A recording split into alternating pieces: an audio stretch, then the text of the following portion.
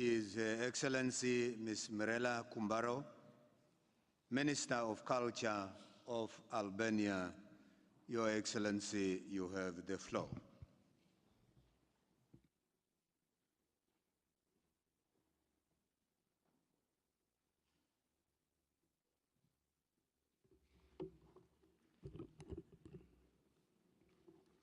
Monsieur le Président, Excellences, Mesdames et Messieurs, je suis honorée de m'adresser à vous aujourd'hui au nom de l'Albanie. Permettez-moi, Monsieur le Président, de vous féliciter pour votre élection et pour présider cette conférence si importante. Personne ne peut se passer de la culture. La seule limite, c'est notre volonté.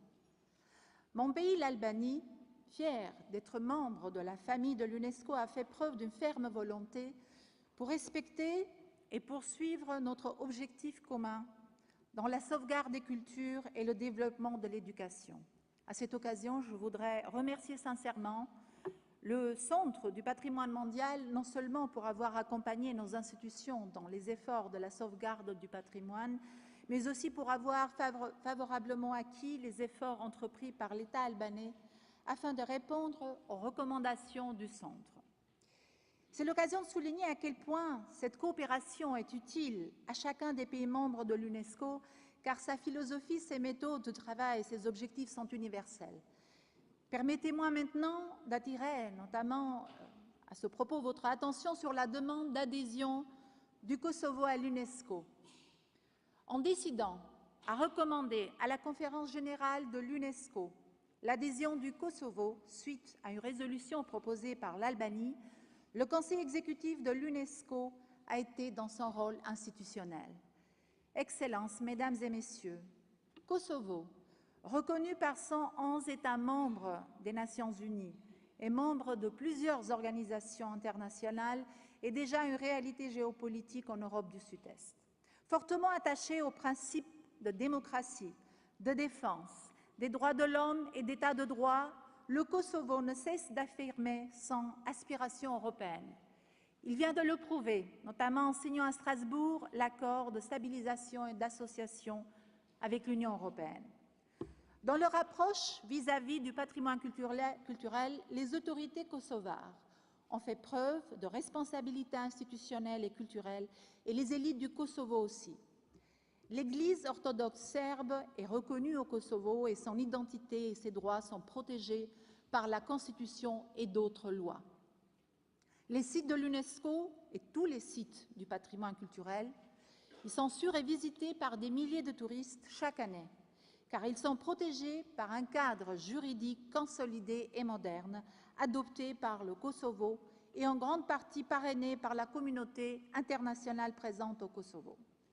La grande majorité des objets endommagés par les émeutes de 2004 sont aujourd'hui restaurés et reconstruits avec les finances du gouvernement de Kosovo et de ses partenaires internationaux. Mesdames et Messieurs, depuis l'aube de la civilisation balkanique, le patrimoine culturel au Kosovo a été le socle commun d'hommes et de femmes qui ont tout partagé des siècles durant. Un conflit et les animosités d'une génération, voire deux, ne peuvent pas changer ce que la terre contient dans sa matrice culturelle et historique. Ce n'est pas tout simplement une question d'adhésion à l'UNESCO. Tout est question d'émancipation de société, de toutes nos sociétés, et d'ouverture d'esprit surtout. L'adhésion du Kosovo à l'UNESCO est non seulement nécessaire, mais aussi bien méritoire. Kosovo, par son histoire, ses habitants, ses monuments et sa culture, a sauvegardé une partie de la mosaïque culturelle des Balkans. Tous les autres États de la région, tous les autres pays des Balkans sont membres de l'UNESCO et il ne serait pas logique qu'un membre de la famille balkanique ne soit pas formellement à l'intérieur de l'organisation la plus importante en matière de culture et d'éducation, alors que Kosovo en fait déjà partie par son lien organique et historique. La culture ne connaît pas de frontières administratives. La culture ne se protège pas par l'exclusion de l'autre. Au contraire, elle s'enrichit par l'échange et l'inclusion. C'est l'essence même de l'existence de l'UNESCO. Par l'adhésion de Kosovo à l'UNESCO, ce n'est pas seulement ce pays qui en profite, Mais ce sont également ses voisins, la Serbie, l'Albanie, la Macédoine et le Monténégro qui y gagnent autant. On ne pourra pas protéger et promouvoir sa propre culture, son patrimoine culturel, sans protéger et promouvoir ceux des voisins, ceux de l'autre. Sous le contrôle et l'assistance de l'organisation, le pays devra veiller avec une attention toute particulière sur un patrimoine matériel et immatériel, y compris les monuments déjà inscrits dans la liste du patrimoine mondial.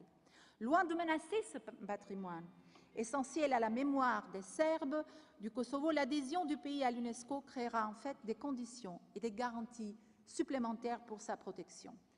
Mesdames et messieurs, il est grand temps que les Balkans, qui ont longtemps porté le cliché de la poudrière de l'Europe, deviennent aujourd'hui un tonneau de culture en Europe. Nous exhortons, en outre, nos amis serbes à saisir cette opportunité pour faire preuve d'un esprit de coopération et de loyauté par rapport aux engagements pris, lesquels invitent à regarder vers un avenir européen auquel Serbes et Albanais se doivent d'accéder ensemble. C'est le sens même de l'histoire et ce sera, à ne pas en douter, l'énième discrète victoire de la culture. Merci.